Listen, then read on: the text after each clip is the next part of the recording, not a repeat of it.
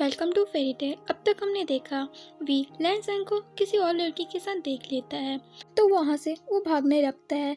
लैनसन उसके पीछे दौड़ता है और उसका नाम चिल्लाता है, लेकिन वी रुकता नहीं है। उसके स्टमक में भी पेन होना शुरू हो जाता है। उसका स्टमक पेन इतना ज़्यादा बढ़ जाता है कि उसके आगे सब कुछ ब्लैंक पड़ जाता है। वो दर्द की वजह से वहीं बेहोश हो जाता है। सही समय पर लैनसन आकर उसे संभाल लेता है। वी को ऐसे देखकर लैनसन बहुत ज़्यादा परेशान हो जाता है और जोर से चिल्लाता है, फिजिशियन को जल्दी से बुलाओ। फिर लैनसन वी को लेकर साइलेंट पैलेस में आ जाता है। अगले सीन में फिजिशियन वी का चेकअप कर रहे होते हैं और कहते हैं, प्रिंस वी ह्यूमन नहीं है, इसलिए मैं इनका इलाज नहीं कर सकता, लेकिन मैं आपको श्योर करता हूँ उन्हें कोई भी खतरा नहीं है। लैनसन जो वी के पास में बैठा था वो वी का हाथ अपने हाथों में लेता है। उसे वी की बहुत फिक्र हो रही होती है। चिपुचुन और लैनकुरन भी वहाँ होते हैं। तब लैनकुरन फिजिशियन से कहते हैं कि आपको कुछ भी नहीं पता चला वी को क्या हुआ है। तब फिजिशियन साइ करता हुआ कहता है, प्रिंस वे की एनर्जी काफी स्ट्रेंज है। मुझे समझ नहीं आ रहा है प्रिंस वे की एनर्जी कहाँ कंज्यूम हो रही है। उनकी स्पेशल सी में भी काफी बदलाव आ रहा है, इसलिए मैं किसी भी चीज के लिए श्योर नहीं हूँ उन्हें क्या हुआ है। लेकिन प्रिंस वी एक इमोर्टल है, तो मुझे लगता है वो अपनी बॉडी को हील कर सकते हैं, इसलिए कोई खतरे की बात नहीं है। उनकी बॉडी खुद पर खुद हील हो जाएगी और उन्हें जल्दी होश आ जाएगा। तो वो सभी थोड़ा रिलीफ फील करते हैं। लैनसन वी की तरफ देखे जा रहा था। वी की ऐसी कंडीशन का जिम्मेदार वो खुद को मार रहा था। मॉर्निंग से नाइट हो जाती है, लेकिन वी को अब तक होश नहीं आया था। लैनसन पूरा टाइम वी के साथ ही था। वो उससे बातें करते रहता और उसकी केयर करता। उसे बहुत बुरा फील हो रहा था। वो वी को होश में लाने के लिए कुछ भी नहीं कर पा रहा है। वो फ्रस्ट्रेटेड हो चुका था। उसे खुद पर बहुत गुस्सा आ रहा था। वो वी का हाथ अपने हाथों में लेता है और कहता है, प्लीज वी मुझे माफ कर दो, मैंने तुम्हारी ठीक से केयर नहीं की। तुम मुझसे नाराज हो ना, तो मुझे पनिश करो, मैं तुम्हारी हर पनिशमेंट के लिए तैयार हूँ, बस तुम होश में आ जाओ प्लीज। ऐसा कहते हुए लैनसन बहुत इमोशनल हो चुका था। उसकी आंखों में आंसुओं की लेयर आ चुकी थी। वो वी से रिक्वेस्ट करने लगता है वो जाग जाए। उसे बहुत गिल्टी फील हो रहा था और वो वी को ऐसी कंडीशन में नहीं देख पा रहा था। जिपुजुन लैनसन की ऐसी हालत देखकर उन्हें काफी बुरा लगता है और वो उसके पास आते हैं। उसके कंधे में हाथ रख के कहते हैं, वांग जी खुद को संभालो, वी को होश आ जाएगा। तब लैनसन जिपुजुन की तरफ देखता है, पर वो उससे कुछ नहीं कहता और दोबारा अपना सर झुका लेता है। तब जिपुजुन कहते हैं, ग्रैंड लीडर जियांग को वी की कंडीशन के बारे में इन्फॉर्म कर दिया है, वो गुस्सू आ रहे हैं। तब लैनसन में सिर हिलाता है।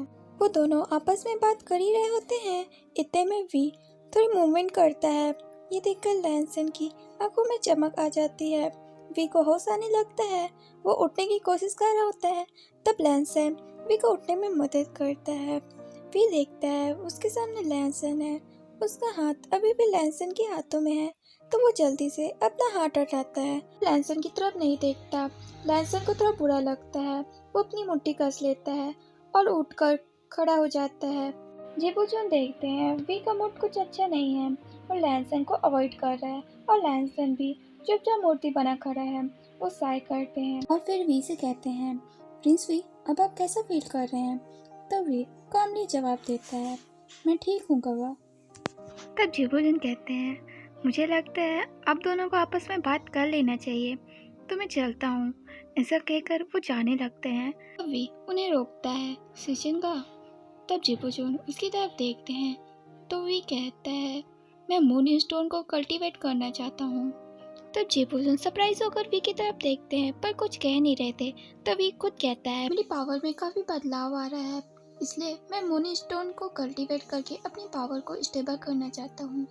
तब जिपुजुन स्माइल करते हैं और कहते हैं, ठीक है मैं अभी उसे मंगा देता हूँ, और सर्वेंट को इशारा करते हैं। थोड़ी देर में सर्वेंट 5 मून स्टोन लेकर आ जाती है।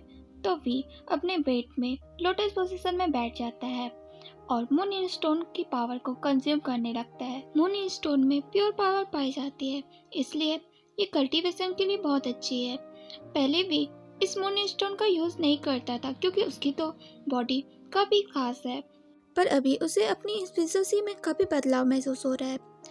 उसकी पावर भी बहुत जल्दी कंज्यूम हो जाती है, इसलिए वो जल्द से जल्द अपनी पावर को स्टेबल करने के लिए मून स्टोन का यूज कर रहा है। वी जब तक अपनी कल्टीवेशन से उठता है तब तक लैनकुरन भी वहाँ आ जाते हैं। वी सबको देखता है कि सब उसके लिए कितने फिक्रमंद थे। तो वो कहता है, मैं आप सबको परेशान करने के लिए माफ़ी चाहता हूँ, अब मैं बिल्कुल ठीक हूँ। ऐसा कहकर वी एक छोटी सी स्माइल करता है तो सबके फेस में भी स्माइल आ जाती है। लैंड कुरन कहते हैं, अब तुम कैसे हो? पहले से बेहतर, वे स्माइल करके कहता है। तब लैंड कुरन कहते हैं, जियांग फुआन कल सुबह तक यहाँ आ जाएंगे क्या? वी कहता है।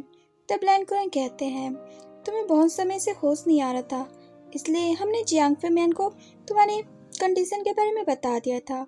तो वी हाँ में सिर हिलाता है। तब जेबोजुन कहते हैं, वी तुम्हें आराम करना चाहिए, अंकल हमें यहाँ से चलना चाहिए। ऐसा कहकर वो अंकल के साथ वहाँ से जाने लगते हैं। तभी उन्हें रोकता है सिचिंगा। तब जेबोजुन स्माइल करके कहते हैं, हम। तब वी अपनी उंगलियों को उलझाते हुए कहता है, गगा मुझे और मून स्टोन की जरूरत पड़ेगी।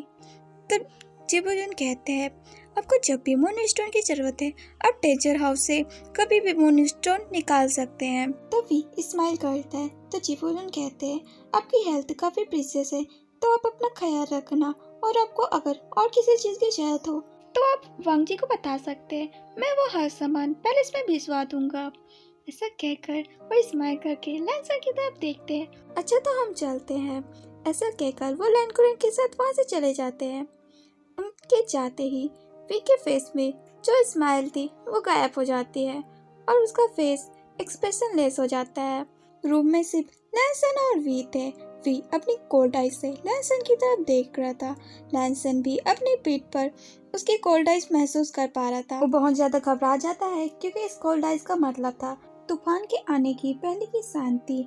वो पीछे मुड़ता है और वी की तरफ देखता है। वो दोनों एक दूसरे की आंखों में देखते हैं। तब लैंसन का गला सूखने लगता है। वो कहता है, वी मुझे माफ कर दो, मैं तुम्हें एक्सप्लेन कर सकता हूँ। तब वी स्माइल करता है और कहता है, ये तो अच्छी बात है, तुम्हें पता है इसमें तुम्हारी गलती है। और ऐसा कहकर वो अपने शॉट को लेकर लैंसन के ऊपर शॉर्ट स्लेस लगाता है। लैंसन जल्दी से नीचे झुकता है। वी का लगाया हुआ शॉर्ट स्लेस दीवार से टकराता है और दीवार की ऐसी की तैसी हो जाती है। लैंसन उस दीवार की तरफ देख रहा था तभी दोबारा शॉर्ट स्लेस लगाता है। तब लैंसन दोबारा डॉज करता है तो वो शॉर्ट स्लेस जाकर फ्लावर पॉट से टकराती है। फ्लावर पॉट के साथ वो बेंच भी टूट जाता है। कहीं भी गुस्से में पूरे रूम को डिस्ट्रॉय न कर दे, ये सोचकर लैंसन खिड़की से कूद जाता है और वहाँ से भाग जाता है। तो वी उसके पीछे जाता है। वो दोनों छत के ऊपर आ जाते हैं। तब लैंसन कहता है, वी मुझे एक्सप्लेन करने दो। पर वी तो उस पर शॉर्ट स्लेस लगाया जा रहा था। लैंसन उसे डॉज कर रहा था। तब वी शॉर्ट की मदद से सीधा लैंसन पर वार करता है। तब लैंसन अपनी शॉट से वी के शॉट को ब्लॉक करता है और कहता है, वी बात तो सुनो। पर वी तो बात सुनने के मूड में ही था। वो तो लैंसन पर लगातार वार किया जा रहा था।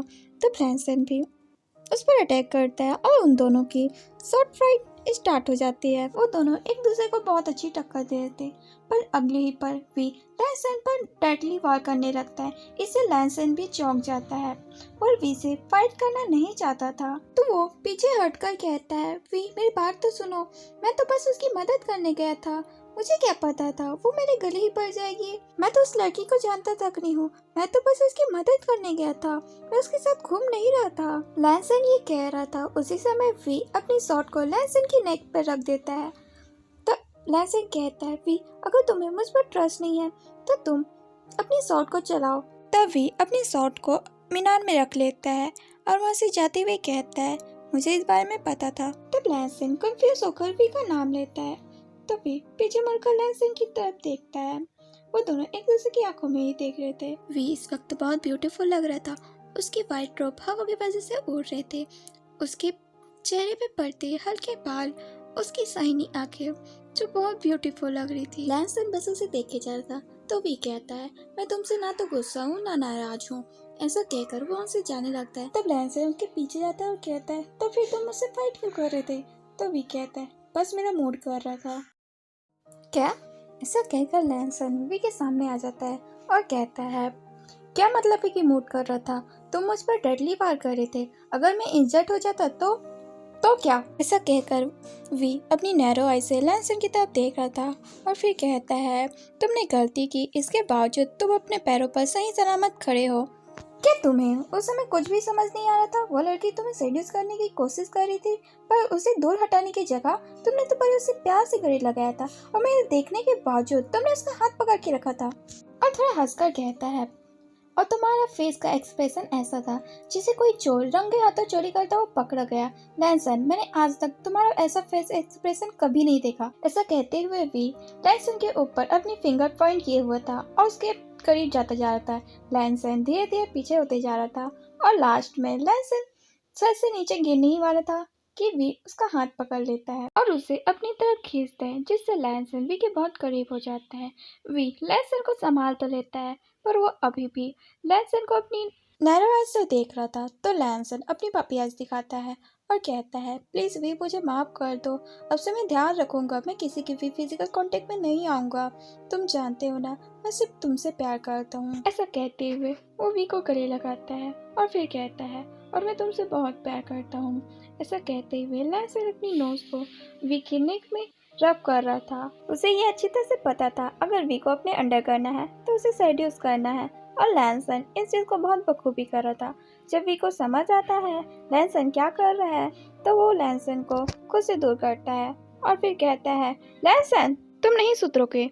इससे आगे भी कुछ कह नहीं पाता क्योंकि उसे छींक आ जाती है। और लैनसन का हंसी, जब वी लैनसन को हंसते हुए देखता है तो वो कहता है, तुम्हें इतनी हंसी क्यों आ रही है, और वो दोबारा छींकता है। तब लैनसन कहता है, मुझ पर बाद में गुस्सा करना, पहले पैलेस के अंदर चलो, नहीं तो तुम यहाँ रहे तो तुम्हें जुकाम हो जाएगा। ऐसा कहने के साथ लैनसन वी को पकड़ता है और पैलेस के अंदर आ जाता है। उन दोनों के पैलेस के आते ही सर्वेंट भी अंदर आ जाते हैं, जो बाहर खड़े होके उनकी फाइट देख रहे थे। तब लैनसन उन सर्वेंट से कहता है वी के लिए काढ़ा लाने के लिए। थोड़ी देर में बाद सर्वेंट वी के लिए काढ़ा ला लेती है। तब वी बिना नखरा किए वो काढ़ा पी लेता है। ये देखकर लैनसन स्माइल करता है और फिर कहता है, वी क्या तुम कुछ खाना चाहोगे? वी कोई जवाब नहीं देता। तो लैनसन कहता है, वी कुछ तो खा लो, ट्राई करके तो देखो। लैनसन का सारा ध्यान वी पर था और वी का सारा ध्यान अपनी लाइक टेस्ट फूड ढूंढने में था। जब उसे अपनी टेस्ट का फूड मिल जाता है तो उसकी आंखें चमक जाती है और वो कहता है, मुझे डम्पलिंग खानी है। इसी के साथ वो डम्पलिंग को लेता है और खाने लगता है। इतने समय बाद वो कुछ खा पा रहा है। उसे बहुत अच्छा लग रहा था। वी अपने फूड को फुल एंजॉय कर रहा था, बिना इस चीज की परवाह किए कि किसी की प्यार भरी निगाहें उस पर टिकी हुई है। इतने समय बाद वी अपने फूड को इतना एंजॉय करके खा रहा था। ये देखकर लैनसन स्माइल करता है, वो रिलीफ फील करता है।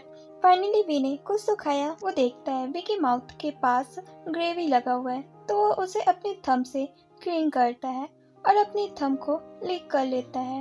ये देखकर वी तो साइड फील करता है, क्योंकि सारी सर्वेंट उन्हीं दोनों को देख रही थी और स्माइल कर रही थी। तभी उसके टमी में हलचल होनी शुरू हो जाती है। वी अपने हाथ को अपने टमी में फैलाता है और मन में कहता है, अब इसे क्या हो गया? लैनसन कहता है, क्या हो गया वी, तुम खा क्यों नहीं रहे हो? तो वी कहता है, कुछ भी नहीं। तब लैनसन फिर कहता है, क्या तुम्हें फिर से वोमिटिंग फील हो रही है? ऐसा कहने के साथ लैनसन थोड़ा वरिड हो जाता है। तो वी कहता है, नहीं, मेरा अब खाने का मन नहीं है। ऐसा कहकर वो उठकर खड़ा हो जाता है और वहाँ से जाने लगता है। तो लैनसन उसके पीछे जाकर उसे अपनी गोद में उठा लेता है। तो वी कहता है, मैं चल सकता हूँ। तो लैनसन कहता है, तो क्या हो गया, मैं तुम्हें उठाना चाहता हूँ। वी इस वक्त लैनसन से कोई बहस नहीं करना चाहता था, इसलिए वो कुछ नहीं कहता है। लैनसन उसे रूम में लेके आता है। तो वी कहता है, तुम मुझे यहाँ क्यों लाए हो, ये तो हमारा रूम नहीं है। तब लैनसन कहता है, स्वीट हार्ट, क्या तुम भूल गए तुमने हमारे रूम का क्या हालत किया है? उसे रिपेयर करने की जरूरत है। जब तक हमारा रूम रिपेयर नहीं हो जाता तब तक हमें इसी रूम में रहना होगा। ऐसा कहकर लैनसन वी को ब्लैंकेट से कवर करता है। वी कुछ भी नहीं कहता, वो सिर्फ अपने ख्यालों में घूमता। लैनसन देखता है वी तो सैड है और उसके मन में कोई ना कोई बात है, लेकिन वो लैनसन को नहीं बता रहा है। इसलिए लैनसन वी से कहता है, वी क्या बात है, क्या तुम मुझसे नाराज हो? ऐसा कहकर लैनसन वी के पास बैठ जाता है। तो वी साय करते हुए कहता है, ऐसी कोई बात नहीं है।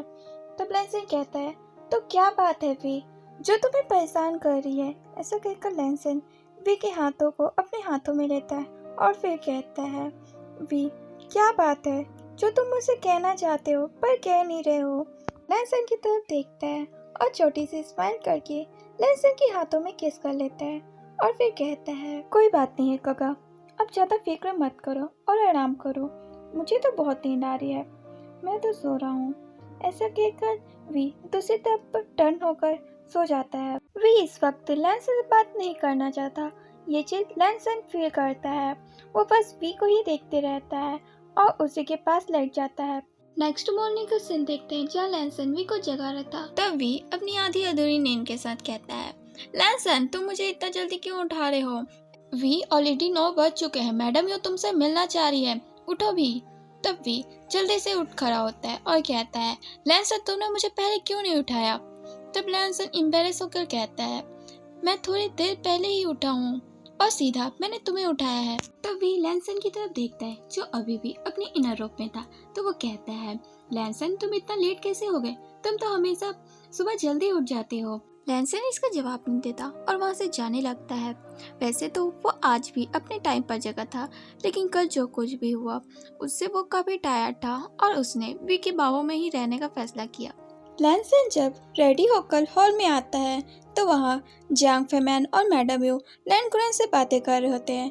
तब लैंसन उन तीनों को ग्रीट करता है, वो तीनों नोट करते हैं।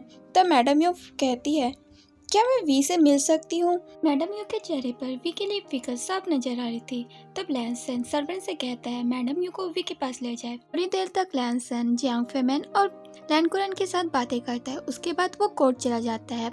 मैडम यू जब वी के रूम के पास पहुंचती है उसी समय वी अपने रूम का दरवाजा खोलता है और मैडम यू को देखता है तो वो उन्हें ग्रीट करता है। मैडम यू नोट करती है और वी के फेस में अपने हाथों को रखती है। वो उसके फेस को सहलाते हुए कहती है, अब तुम कैसे हो? तो वी कहता है, मैं बिल्कुल ठीक हूँ, अब अंदर आइए, मुझे आपसे बात करनी है। ऐसा कहकर वी मैडम यू को अपने रूम में इनवाइट करता है और सर्वेंट को जाने का इशारा करता है। थोड़ी देर तक वी मैडम यू से अपने ही रूम में बातें करता है। वो क्या बातें करते हैं ये हमें आगे पता चलेगा। उसके बाद वो जियांग फेमैन से मिलता है। जियांग फेमैन जब ये पूरी तसल्ली कर लेते हैं वी बिल्कुल ठीक है तो वो मैडम यू के साथ जाने लगते हैं। तब मैडम यू वी को गले लगाकर कहती है, अपना ध्यान रखना, इस समय तुम्हें बहुत केयरफुल रहने की जरूरत है। तब वी स्माइल करके कहता है, हाँ हाँ आंट, मैं अपना पूरा ध्यान रखूंगा। उसके बाद मैडम यू जियांग फेमैन के साथ वहाँ से चली जाती है। यहाँ से सीन शिफ्ट होकर लैंसन को देखते हैं जो अपना वर्क कर रहा था। हालांकि उसे अपने वर्क पर कोई ध्यान नहीं था, पर फिर भी वो जैसे तैसे अपने काम को खत्म कर देता है और कोर्ट चैम्बर से बाहर निकल जाता है। वो भी रास्ते में था कि उसे वही लड़की दिखती है जिसकी मदद करने के लिए लैंसन गया था।